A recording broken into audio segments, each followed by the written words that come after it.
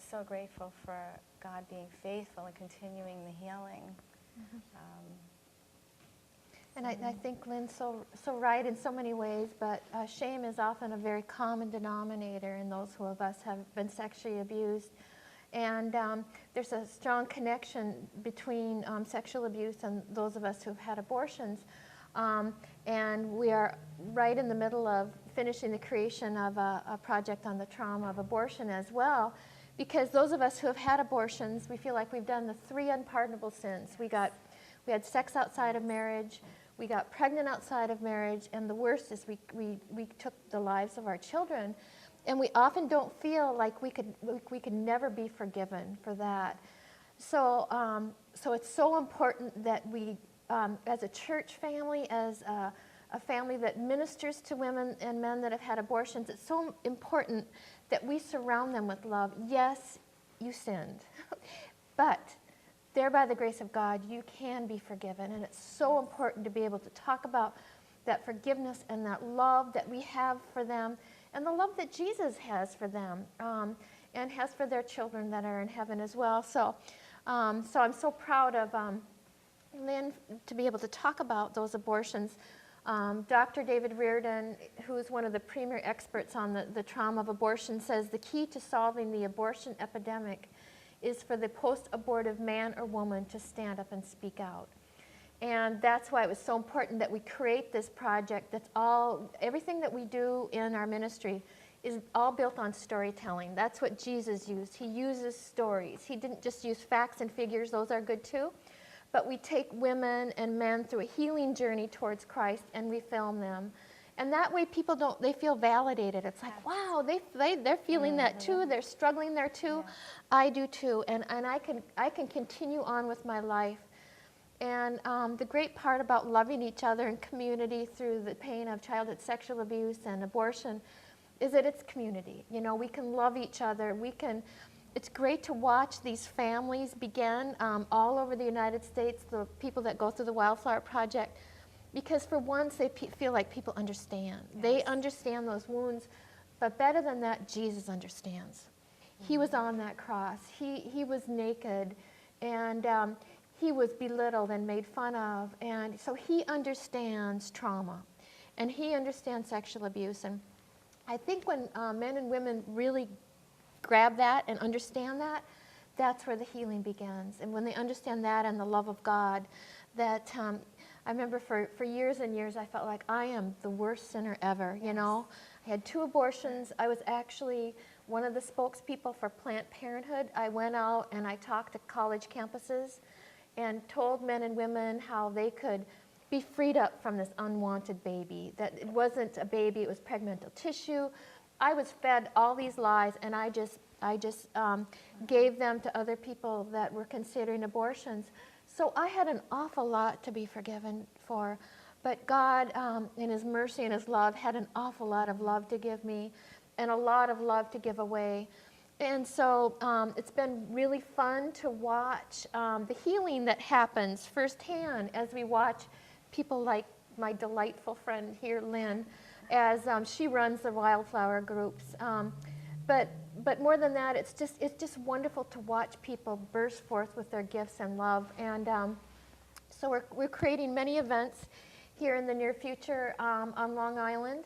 Actually, one of the interesting parts of my journey is God's taken almost all of the places I've been to in my life. I worked as a prostitute in my early 20s, and if you ever want to watch more of my story, they just aired it on the 700 Club. You can just go onto the 700 Club and type in my name and watch more of my stories.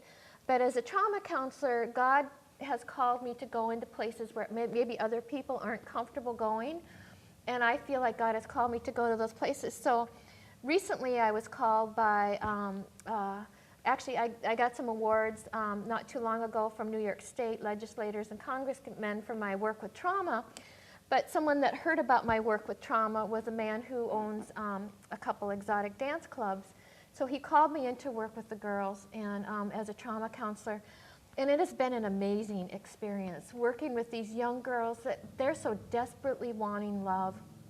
And go to all ends to get that love. So I go in there tonight, I go in there to 2 clubs, and I bring in birthday cakes and roses and just love on these young women that often don't have a family to celebrate their birthday or don't have anybody to tell them they're special.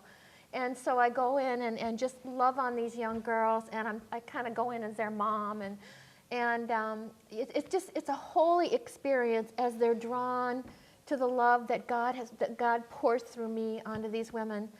But I began to pray, God, how do I begin to show them their dignity and their value that you have so graciously given to people like Lynn and I? How do we give that away?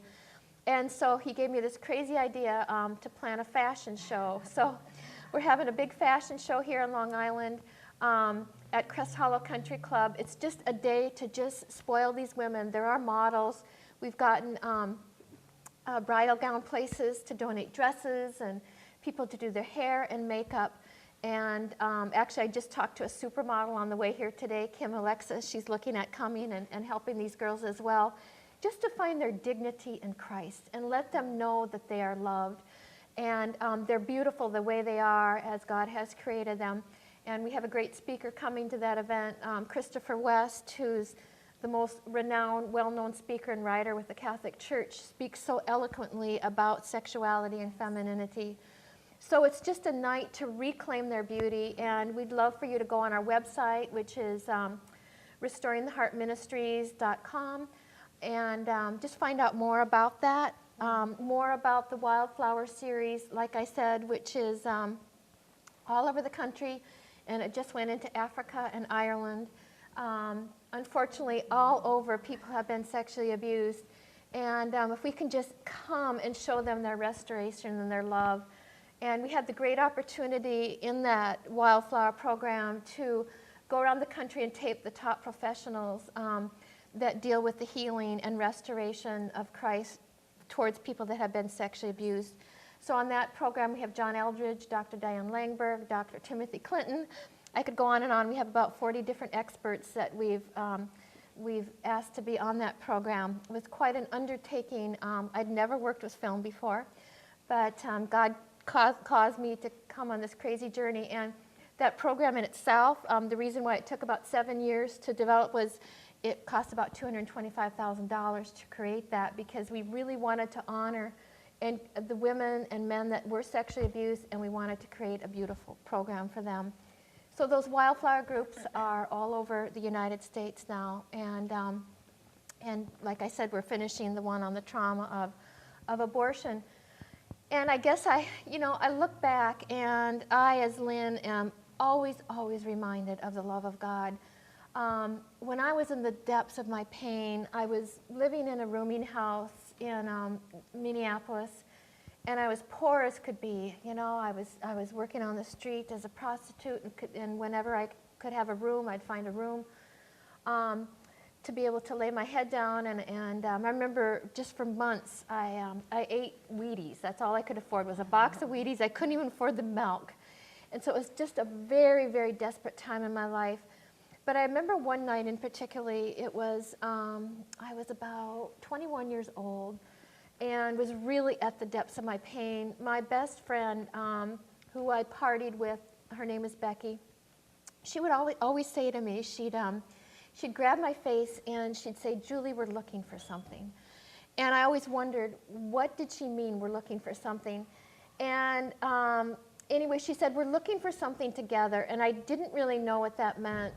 But in this awful time in my life, my friend Becky had just been murdered. And it was just a horrendous time in my life. And I remember that night in particular, just going from church to church, trying to get into the church and pray and ask questions. God, where did Becky go? You know, did she go to heaven? Did she go to hell? I was so confused.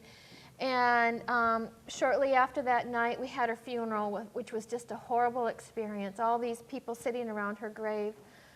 And after that night, my life just hit rock bottom with the drugs and the alcohol and then the promiscuity. And I made a vow in that time of my life. And I said, every night I'm going to have a bottle of booze and a different man. And for years, I accomplished that goal. And but one night in particular, I didn't have a bottle.